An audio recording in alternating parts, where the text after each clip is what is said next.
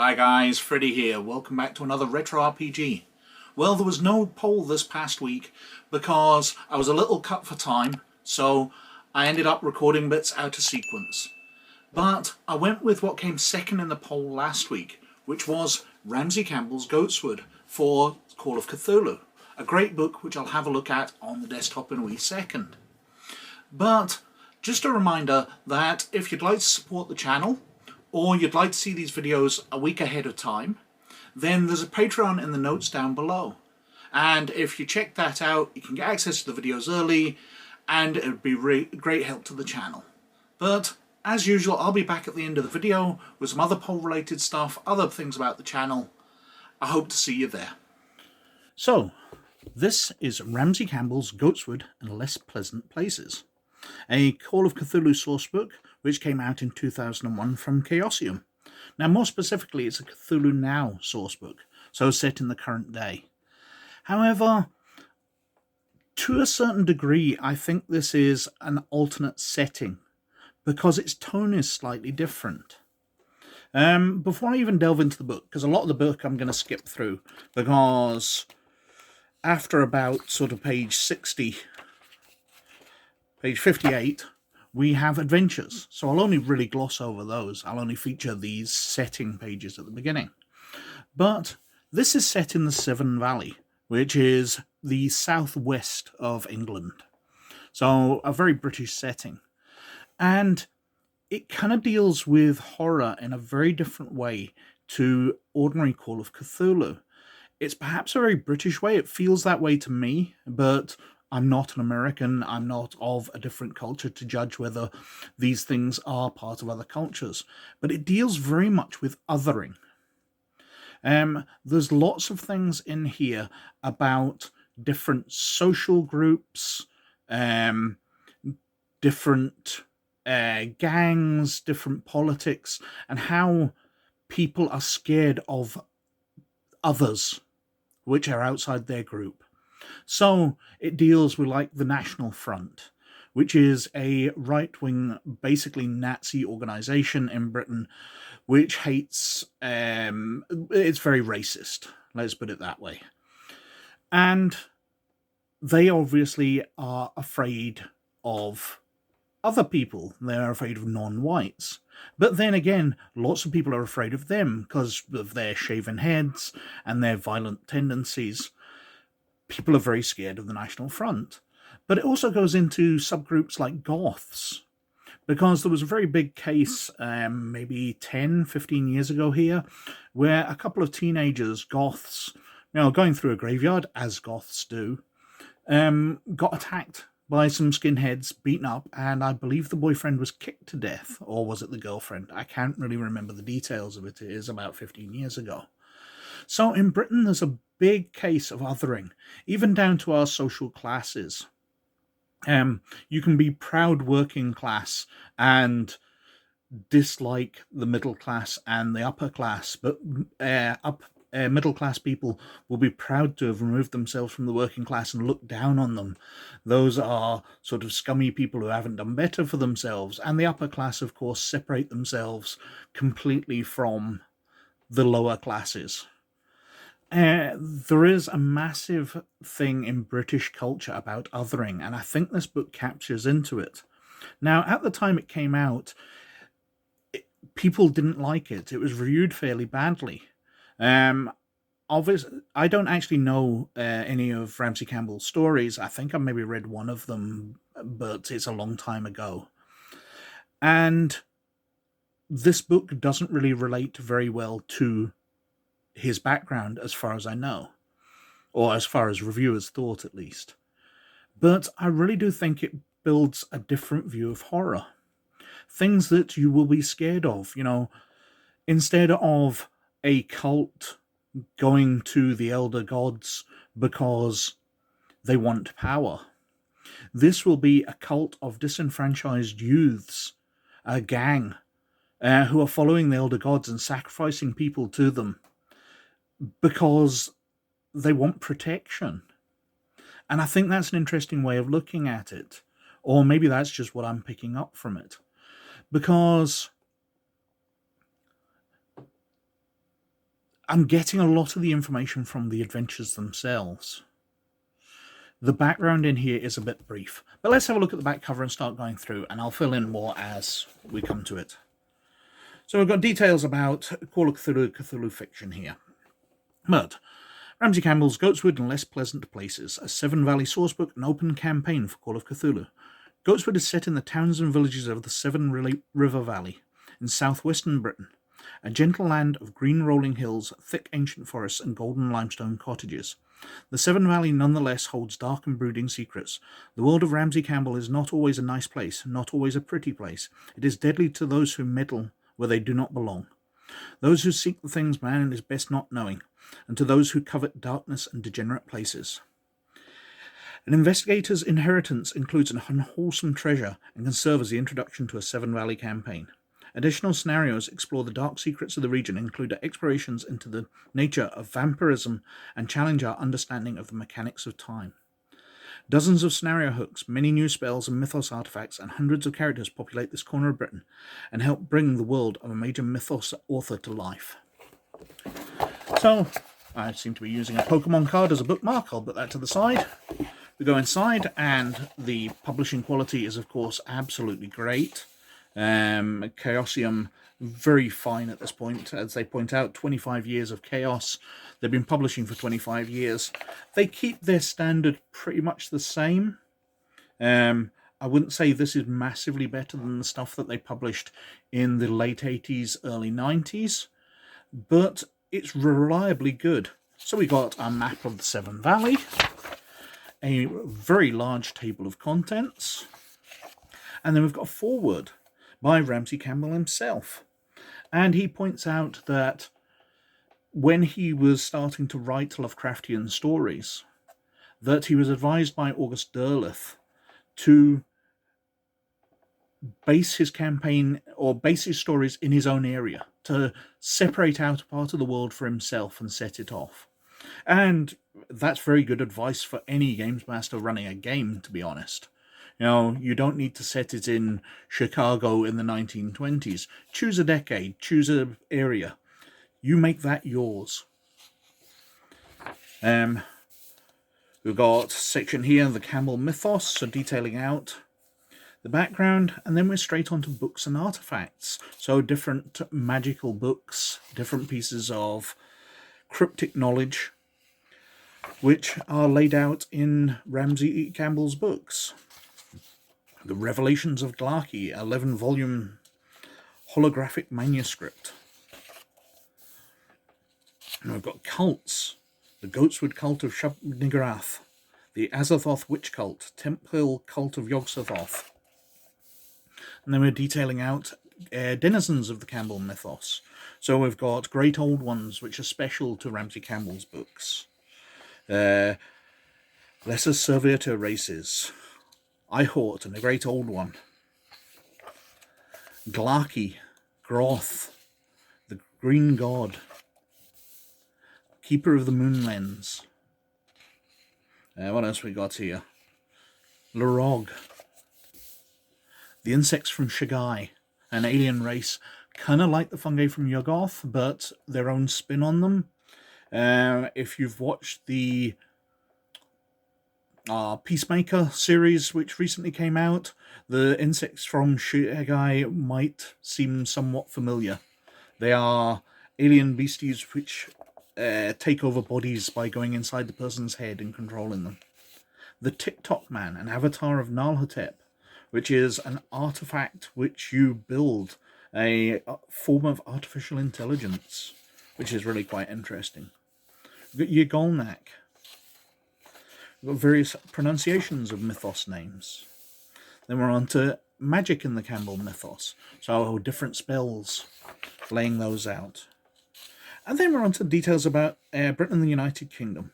So most people will arrive through Heathrow Airport, but it details the other airports of London, how they're connected to the city. Channel Tunnel, travel documents and customs regulations, present-day gun laws in the UK, which is very useful since we don't tend to have many guns here at all. The currency, time zones, weather, the driving how to drive around it and road designations. Population, the different types of food. It seems a little out of date, remembering that Britain's favourite food is curry now. Then we're on to Campbell country itself with the Severn Valley. Now, it details that certain places are real. So Birmingham, obviously, England's second largest city, is real. But we've got this place, Brichester or Brister, given the two ways that you can pronounce Chester in English place names. So it's either Brister or Brichester. I'm not exactly sure which, but it's got an asterisk at it to show that it's a made-up place. And it details it through that. So we've got the places within that town. Books of interest at the university. Got Bristol, Camside. Goatswood itself, Cheltenham. Cirencester, Gloucester. The British Museum in London. Mercy Hill, with its John Campbell Psychiatric Hospital. It's laying out some absolutely lovely places. Severnford, South Cerney. Just lots of places mentioned in his books. Tewkesbury, where my grandmother's actually from. Worcester. Yes, that's one of the examples of where people have problems pronouncing it. Worcester is a common one, but it's just Worcester. And then we're on to the first adventure, the Winthrop Legacy, where the players, or one of the players, becomes an heir to a property and wealth and to dark, timeless secrets. So we lay out the secret history of Winthrop Manor and detail its layout. Some lovely diagrams of the building there. Servants within it.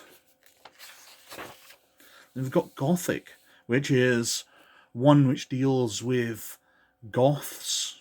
They're being harassed by National Front skinheads for looking different. But it kind of goes into vampirism from a Cthulhu-esque side. They're not traditional vampires in this at all, but saying much more would let too many secrets out if you ever intended to run or play this adventure. I'll skip through those.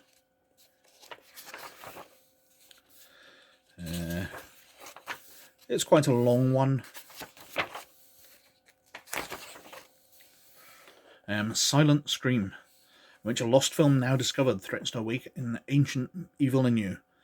I'm not keen on this one. Basically, it's movie director John Carpenter has bought an old movie and is planning to remake it.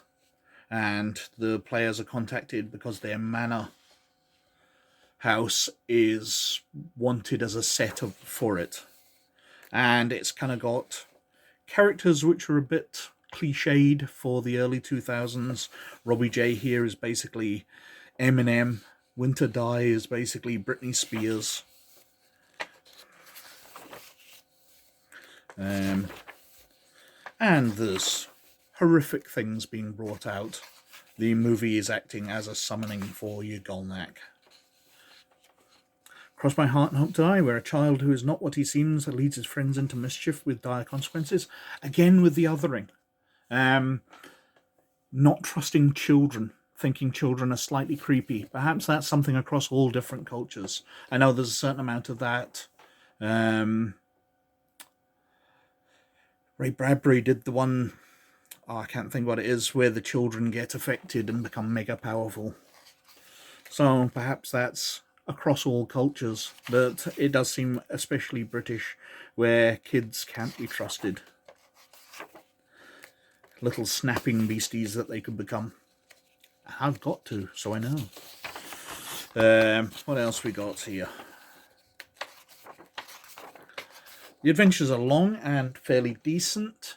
They're not to everybody's tone. The tonal shifts between them is pretty big. It doesn't feel like the adventures were written and edited to keep them all in the same tone. They were obviously farmed out to different writers. So we've got The Watcher Out of Time. The investigators learn that history really does repeat itself. It's a bit of a time loop story. Doesn't every science fiction television do that at some point? So only right that Call of Cthulhu should visit it at some point. What else we got? Unpleasant Dreams, which is really quite interesting, where the players get sucked into the dreams of somebody affected by the Cthulhu mythos. A very interesting concept, especially for Cthulhu, which deals with psychological horror. The artwork, as I said, is decent. The layout's very nice. Blessed be, where the investigators seek to rescue a friend from a sinister cult, but they find they must first save themselves. The tunnels under Goatswood. Different creatures. Lots of them slightly more icky than Cthulhu, the main version of it, because they do tend to tunnel inside people. Of dreams and dark waters, where in a housing estate, housing development attracts a very unwelcome inhabitant. So, to a certain degree, this feels a bit NIMBY. So, not people who don't like housing built, but putting a mythos edge to it. The Ancient Servants of Glaki. The Sane Office. Students Against Nuclear Energy. The Prentice Estate.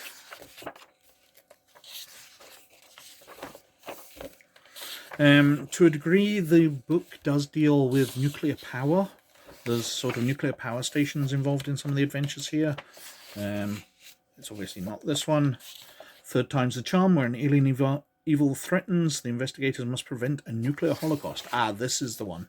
So they are building a nuclear power station, and the mythos is dealing with that. The Officers of Sane, again, Students Against Nuclear Energy, located in a seedy part of downtown Brychester. Bathgate Manor.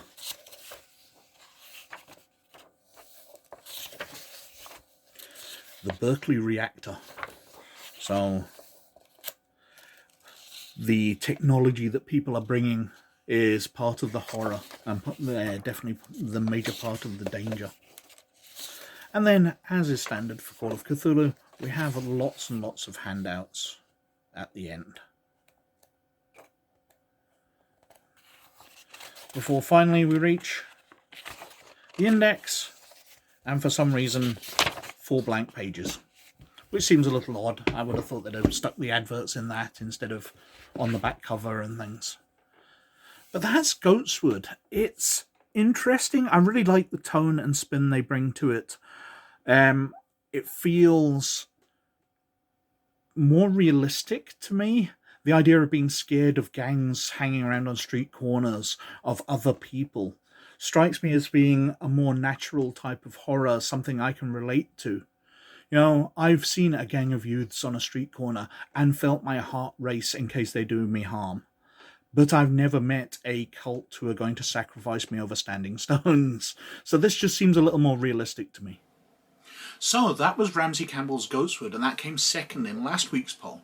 But getting back into normal routine, I'm opening up the poll again, and I'm putting 5 different games in it, or 5 different supplements at least. So I actually chose these all from the bottom shelf of the cabinet behind me. I decided just to sit on the floor and work my way along the shelf and find what I could do, which I haven't covered before.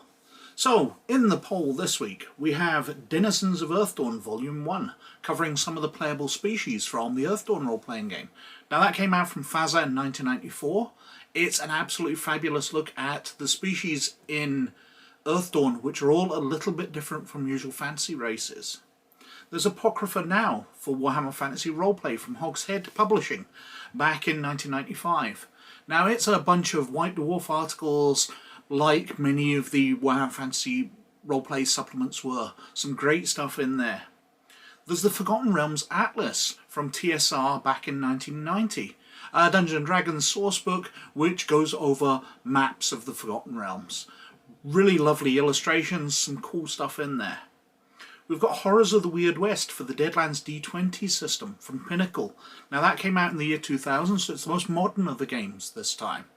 The D20 game I don't think worked fantastic, but it was great how much they supported it. And finally, there's the Paranormal Animals of North America for Shadowrun. It's first edition sourcebook going over what happened to other creatures, because obviously in Shadowrun magic re-emerged and humans split into elves, trolls, dwarves and orcs, as well as ordinary humans. But animals changed as well. So dogs became magical dogs, hellhounds and stuff like that. And this sourcebook goes through the creatures which you're likely to encounter in North America in the Shadowrun world. Some really great stuff in there, although I'm not sure how much use it was to a games master. But they're the 5 things which are in the poll this week. On other channel related stuff, I did my first live stream. I think it went particularly well. It was great getting questions as I went along. The questions that were sent in were fabulous. And I'm coming up with a sort of format to take that forward, and I'll be doing it about once a month. But otherwise, things are just chugging along as normal. So I think I've whittled on for quite long enough as usual.